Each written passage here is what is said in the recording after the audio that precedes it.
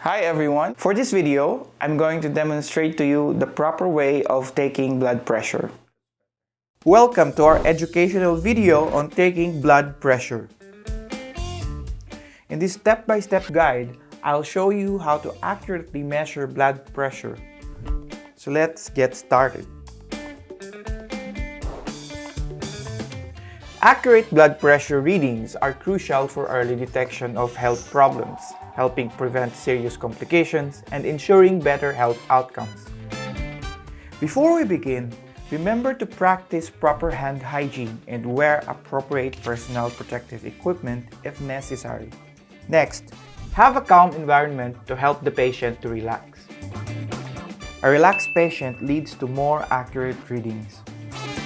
First, let's ask the patient about his previous blood pressure. For this demonstration, I have my patient, James. May I know your previous blood pressure? 120/80.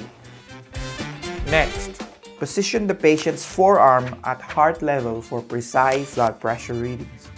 Ensure the patient's arm is fully exposed, making it easier to apply the cuff. Place the blood pressure cuff just above the artery, ensuring a proper fit for an accurate measurement. Wrap the cuff snugly around the upper arm. Place the stethoscope in your ears and locate the artery beneath the cuff. Start inflating the cuff to temporarily stop the blood flow. Slowly release the pressure while listening for that distinct sound, or also called as cough sounds. Note the systolic and diastolic readings once the sounds are heard and ceased. If no repeat measurement is needed, deflate and remove the cuff gently. Finally, help the patient get into comfortable position. Then you can now discuss the blood pressure findings with the patient. Remember to discard used supplies and perform hand hygiene to maintain infection control. And that's it! Congratulations! Do you know now how to take blood pressure on your patient? Regular monitoring helps detect potential health issues early.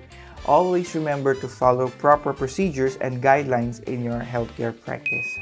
Thank you for watching and stay tuned for more educational videos. Today, I'm gonna show you the proper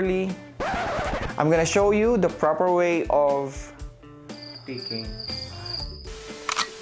On this educational video, I'm gonna show you the proper way of taking vital signs.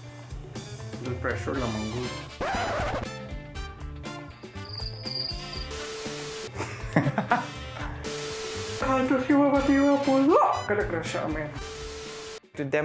For this video, I'm going to demonstrate to you the proper way of taking blood pressure.